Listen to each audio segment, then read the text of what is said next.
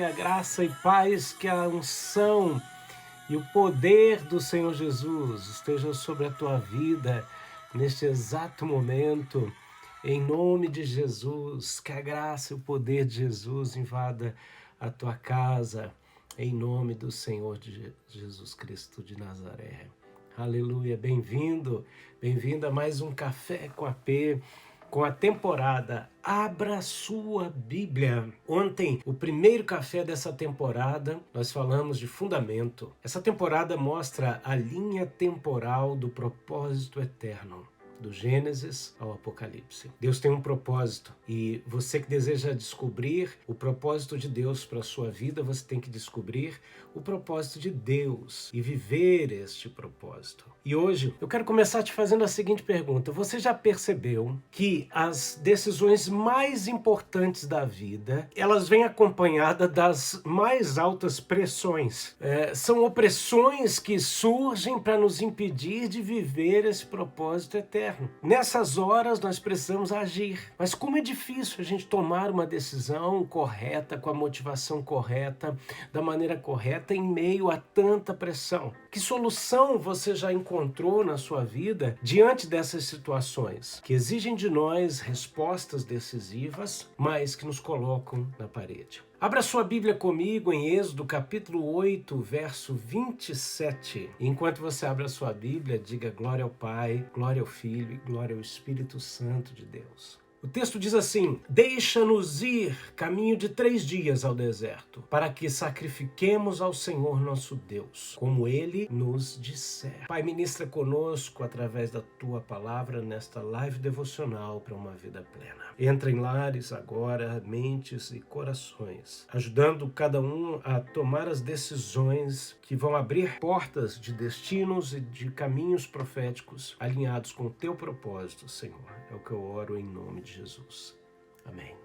O livro do Êxodo, que é o segundo livro da Bíblia, ele conta a história do povo hebreu liberto do Egito. E o nosso objetivo hoje é mostrar a atitude de Deus que exige em resposta à atitude do seu povo diante das opressões, diante de toda a dificuldade que existe em frente a essa escolha que traria a libertação deles, para que eles saíssem de uma condição de escravidão e eles vivessem o propósito para o qual eles foram chamados. Então, uma curiosidade a respeito do livro do Êxodo é que o nome dele no hebraico eu não vou falar essa pronúncia muito bem, mas é Uelishemot, ou simplesmente Shemot ou Shemot, que significa são estes os nomes, ou simplesmente os nomes. Literalmente é uma lista daqueles que entraram com Jacó no Egito, mostrando que o livro do Gênesis não é apenas um segundo livro distinto da Bíblia, mas a continuação do Gênesis, que também vai ser completado pelos demais livros do Pentateuco. Isso nos conecta com a história do Gênesis, que nós vimos anteriormente, onde Deus se revela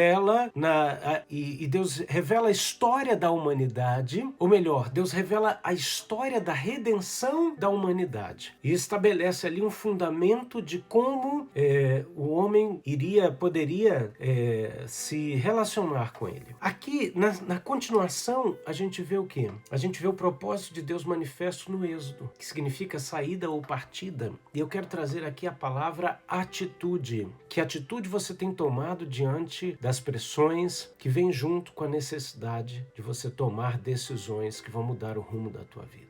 Então, escreve aqui para mim a palavra atitude. Essa é a palavra-chave dessa live de hoje. Nós vemos então no Êxodo a continuação dessa linha temporal do propósito eterno, que se manifestou através da atitude de Deus e também do povo hebreu, que culminou em 3 coisas. Que culminou, em primeiro lugar, na libertação desse povo. Segundo, na entrega de uma constituição para a formação de uma nação com características específicas. E terceiro, acima de tudo, Deus estabeleceu um método de relacionamento pactual que demonstra o desejo e o prazer dele em viver no meio do seu povo, manifestando a sua glória. Aleluia! Vamos ver cada um desses pontos. Primeiro, toda crise traz juntamente consigo oportunidades. Então, o povo de Israel estava diante de uma oportunidade. Eu e você estamos diante de uma oportunidade de libertação quando surgem crises que fazem aflorar ou chegar no ápice problemas com os quais a gente já vinha convivendo. Você já sentiu isso? Você está vivendo um problema e de repente aquele negócio fica muito pior. Parece perder o controle, quando na verdade é Deus permitindo que na crise haja a oportunidade de libertação. Nós vemos que essa oportunidade, ela se manifestou de uma maneira muito diferente, talvez, do que o povo quisesse, hein? Porque quando a gente pensa em libertação, o que vem na nossa mente? Vem algo tranquilo, assim, uau, não, gente, olha, vocês podem ir, tudo bem, de boa, vai nessa, né? E de repente Deus faz o quê? Deus começa a enviar pragas. Deus começa a endurecer o coração de Faraó e a vida se torna mais dura. Nessa hora, a nossa tendência humana é pensar,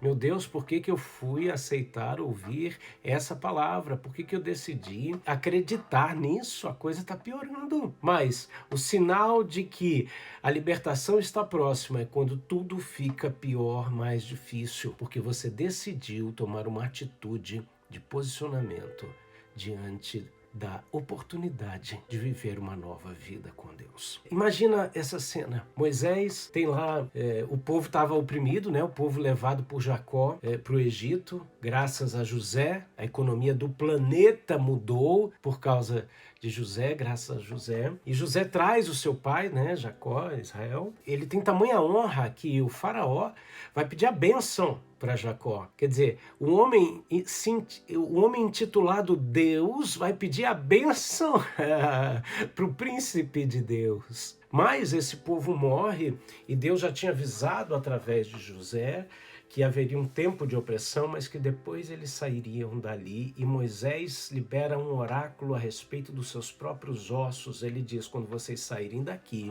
Deus já tinha falado isso para Abraão, Deus já tinha dado a data para Abraão no livro do Gênesis. Mas Deus confirma através de José, e José diz, quando vocês saírem daqui, levem com vocês os meus ossos. Passam-se centenas de anos, né, 430 anos ali, mais ou menos, e o povo se tornou escravo, oprimido. Mas Deus ouve o clamor desse povo. A Bíblia fala que Deus conheceu o seu povo, e essa palavra ela tem um cunho de intimidade sexual. Significa Deus conheceu a intimidade da dor, da necessidade de libertação do seu povo, e deu a eles um filho chamado liberdade. Através de quem? Através de Moisés, o tirado das águas, o cara que viveu ali 40 anos como egípcio, foge porque tentou agir na força do braço, tem uma experiência com Deus e recebe um chamado de libertar o seu povo. Ele vem e começa a se apresentar a Faraó e dizer para Faraó, deixa o meu povo ir 3 dias para dentro do deserto para adorar como Deus nos orientar.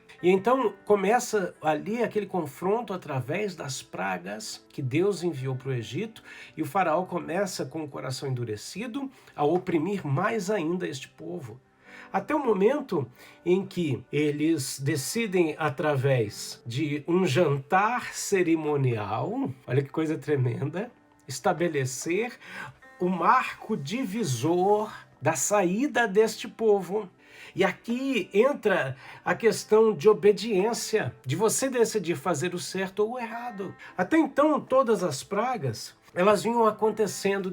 Moisés liberava uma palavra de comando e Deus honrava a palavra de Moisés. Mas quando chega aqui, na última praga, que a gente nem pode chamar de praga, né? Que foi realmente Deus ceifando os primogênitos dos egípcios e daqueles que não obedeceram o que Deus queria que fosse feito, que era um jantar cerimonial. Ele disse, olha, vocês antes de sair, antecipem a vitória de vocês celebrando um jantar. Se a sua família for pequena, chama o vizinho. Olha, Deus mexendo com a estrutura desse povo. Deus está dizendo assim, olha, vivam em comunhão, repartam o pão, façam esse jantar de uma maneira muito específica e profética, mas acima de tudo, marquem os umbrais da porta de vocês. Quem obedecesse essas orientações, fazendo o que Deus tinha pedido, fazendo o que era certo, veria a mão de Deus agindo em favor deles. E muitos fizeram.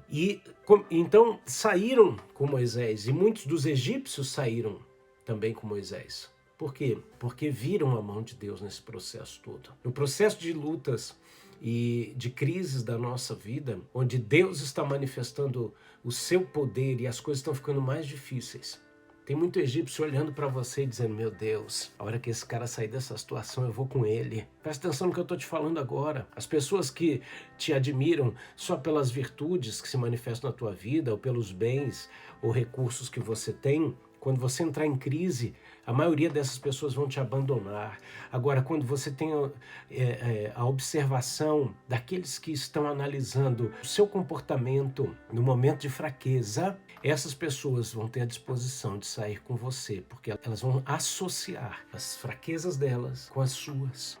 Só que elas vão olhar para você e vão ver: uau, como que essa pessoa está firme, superando a dificuldade, vencendo o problema, e eu não. Então ela conectou o que é a área mais frágil, a área de dor, com a sua área de dor. Quando Deus te tira de uma situação, essa pessoa vem junto. E aí cria-se uma aliança eterna, uma aliança poderosa em Deus, de tal maneira que vocês se tornam irmãos de armas. Foi isso que aconteceu. A Bíblia fala que Deus não tirou apenas o povo dele, muitos egípcios que vieram juntos com os hebreus, mas os exércitos de Deus saíram do Egito. Sabe o que é isso? Todos os anjos do Senhor vieram.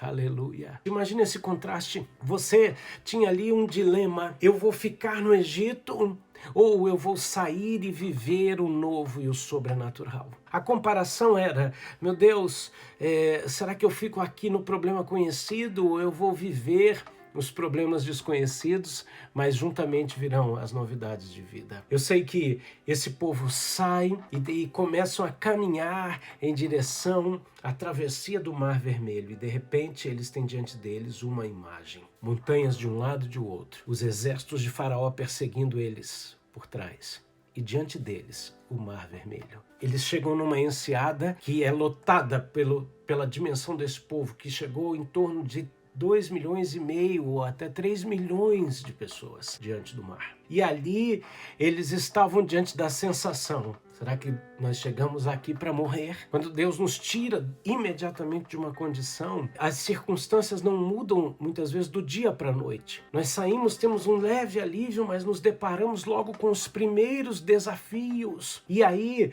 é a hora em que muitas vezes as pessoas já começam a murmurar. Só que nessa hora o que Deus espera de você é atitude. É impressionante porque a Bíblia fala que Deus responde a Moisés assim: porque clamas a mim, diga ao povo que marche. E a gente vai analisar os versículos, você vê que não está escrito nem a oração que Moisés fez. Deus não deixou Moisés gastar papiro e tinta, nem para escrever aquela oração. Por quê? Porque naquele momento não era um momento de oração, era um momento do povo provar mais uma vez o poder de Deus. Deus diz: por que clamas a mim? Diga ao povo que marche. Aqui começa a se revelar a atitude necessária no meio da crise. No meio da crise, nós temos que caminhar sobre a palavra recebida da parte de Deus. Nós vemos então Deus abrindo o Mar Vermelho. Se coloque no lugar de Moisés. Como você se sentiria conduzindo um povo? Talvez você é pai de família, talvez você é a mãe responsável da sua casa e você tem que tomar a decisão e conduzir a sua família, e de repente as coisas não são tão simples, tão claras, ou como você planejou, ou como a sua família planejou. É impressionante como a gente às vezes quer coisas, mas não nos perguntamos exatamente como seriam essas coisas quando elas acontecessem. Sabe aquela perguntinha, no mundo ideal, como seria isso? A gente não se faz isso. Quando a gente, pela graça de Deus, chega em determinadas situações que a gente buscou por fé, a gente olha e fala: eu nunca imaginei como seria quando eu chegasse em tal condição. Por quê?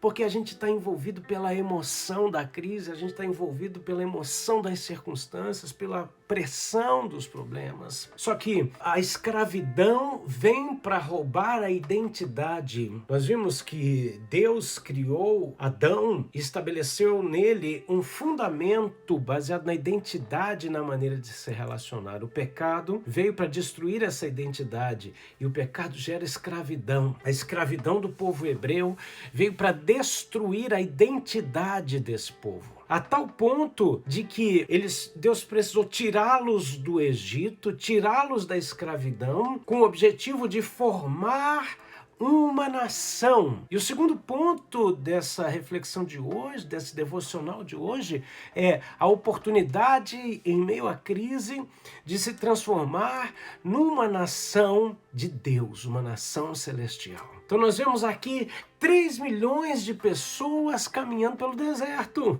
vivendo os dilemas da vida. Não deveríamos ter confiado em Moisés. Cada problema que aparecia, eles pensavam, era melhor a escravidão conhecida do que a liberdade desconhecida. E começavam as comparações, porque o tempo inteiro o ser humano tem a tendência de comparar as coisas com a força do braço, com o limite humano. Que saudade da comida do Egito. Aqui a gente não tem água e quando tem as águas são amargas. A gente está com fome. Que medo. Nós vamos morrer nesse deserto. O que vai acontecer? Por quê? Porque quando surgem os problemas, nós temos a tendência de fazer o cálculo com a dimensão do braço humano e da capacidade humana. Só que Deus está sempre demonstrando a sua graça e o seu poder.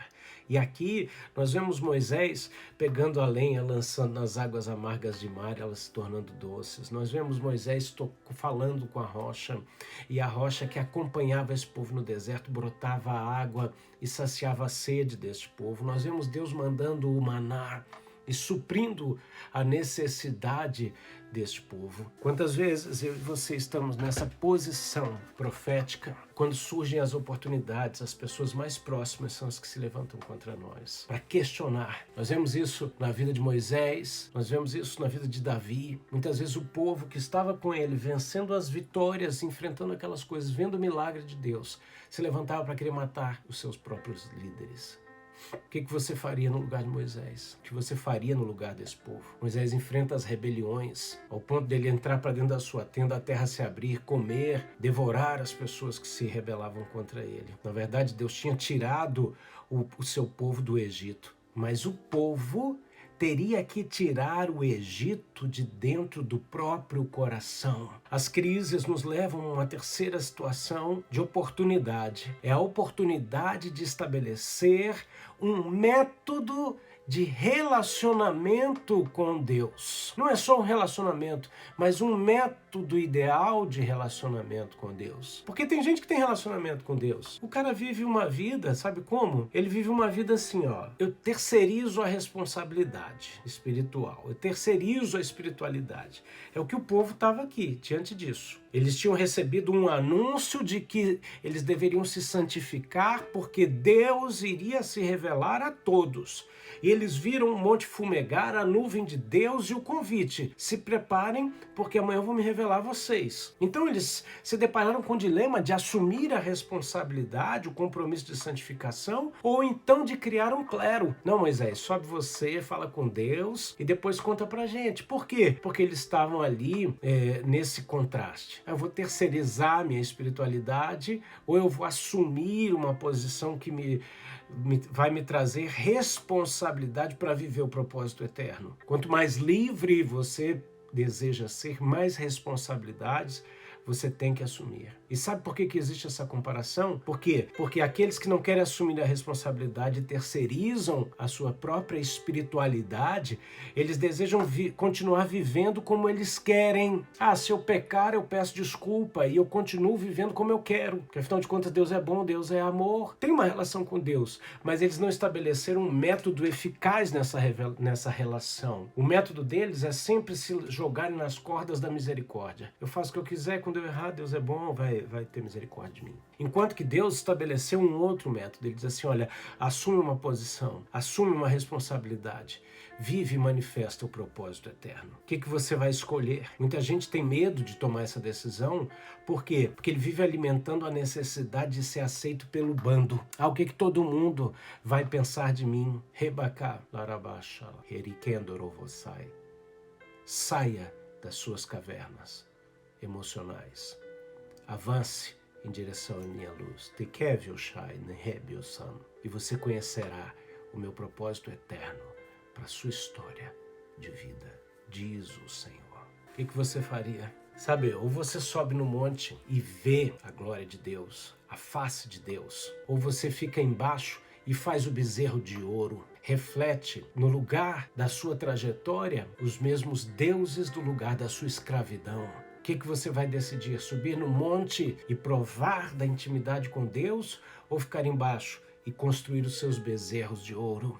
Você pode passar uma vida inteira acreditando que nem todo mundo vai conhecer o propósito de Deus e viver esse propósito em suas vidas. Você pode passar uma vida espiritual e uma vida terrena inteira sem cumprir o propósito de Deus. E no fim, até ter o teu nome no livro da vida, a gente se encontra lá no céu. Agora, você pode viver uma vida diferente. Existem mitos que devem ser quebrados. Sabe leite com manga? Não pode tomar leite com manga, que senão morre. Dá piripaque e morre. Pelo amor de Deus, gente. Faz logo a batida, bota logo a manga no leite, bate e toma esse negócio. Esses mitos que te impedem de crescer espiritualmente. Sabe qual é o grande mito? Não, ninguém pode ver a Deus se não morre. Endoterá sui rama. Eu quero me revelar a cada um de vocês. Entrem e usufruam da minha presença. Niketorohoshnai. Vivam a superabundante graça que eu derramei sobre vós. Êxodo 24:10. E viram o Deus de Israel. Não é Rafael que está falando, é Bíblia. E viram o Deus de Israel. E debaixo dos seus pés havia como que um pavimento de pedra de safira, que se parecia com o céu na sua claridade. Viram Deus? Deus quer que você o conheça, veja a sua face. É possível ter intimidade, é possível viver uma vida plena. Sabe, você pode viver uma vida inerte, acreditando que nem todo mundo vai descobrir isso. Agora você pode acreditar que Deus quer trazer o céu para a terra e que isso só é possível através de você. Que existe, estabelecido por Deus aqui no deserto e no Sinai, um método de relacionamento com Deus. O Deus que estabeleceu ali um modelo de governo físico. Olha que interessante. O Êxodo nos mostra essa linha do propósito eterno de Deus, tanto no céu quanto na terra. Ele nos mostra aqui, Deus mostrando os 10 mandamentos, ou as 10 palavras, que orientavam sobre uma série de coisas. Ele trouxe orientações sobre como deveriam as leis justas sobre os escravos da época, leis sobre violência e acidentes, leis sobre furtos. Deus veio trazendo leis sobre proteção à propriedade privada, leis quanto à desonestidade, leis sobre a imoralidade, leis quanto às obrigações civis, leis quanto ao Shabat, o descanso e as festas. Deus ensinando a festejar. Deus trouxe ensinamentos sobre como conquistar Canaã. E aí ele revela a glória dele. Pelo amor de Jesus, arranca da sua cabeça a ideia de que a lei era ruim. A lei era boa. A Bíblia nos fala que se Israel tivesse obedecido à lei de Deus, ele teria um testemunho entre os povos de tal maneira que todas as nações diriam: qual nação tem um Deus tão achegado a si quanto o Deus de Israel? Essa lei, ela era tão boa e era apenas a sombra. Jesus veio e completou essa lei. Essa lei era tutora para trazer o povo e entregar esse povo na mão de quem? Era o tutor entregando na mão do verdadeiro cuidador. Agora, esse Deus que revela essa lei manifesta a glória e diz assim: existe uma visão diante de Moisés da glória do céu, e eu quero manifestar essa glória na terra e mostrar um meio de estabelecer um meio pactual de relacionamento que eu vou cumprir. E se você entender como isso funciona, vocês vão manifestar o céu na terra. E aqui nós vemos Deus estabelecendo o tabernáculo, o material do tabernáculo, as peças desse tabernáculo, as vestes, a consagração e todas as características disso que apontavam para o meio de um relacionamento pactual entre Deus e o seu povo que manifestava o céu na terra. Deus onipotente podia fazer isso sem mim e sem você, mas ele decidiu não fazer nada sem você. A Bíblia nos fala no Antigo Testamento que Deus não fazia nada sem antes revelar aos seus servos, os profetas. No Novo Testamento, Jesus, antes de ir para a cruz, ele tem um jantar cerimonial com os seus discípulos e ele disse: eu já não vos chamo mais de servos, mas de amigos. Automaticamente a gente entende que se Deus não fazia nada enquanto ele chamava o seu povo de servos, imagina agora quando ele nos chama de amigos. O amigo sabe o que o outro amigo vai fazer. Eu convido você a fechar os seus olhos agora e apresentar a sua vida. Pai amado, em nome de Jesus, nós queremos conhecer e viver o teu propósito e descobrir dentro do teu propósito o teu propósito para a nossa vida. E alinhados a isso, Senhor, manifestar o céu na terra. Abençoa a vida de cada um que me assiste neste exato momento, derramando a sua glória e o seu poder sobre nós, Senhor, de maneira pessoal, intransferível e intransponível. É o que eu oro em nome de Jesus de Nazaré. Amém.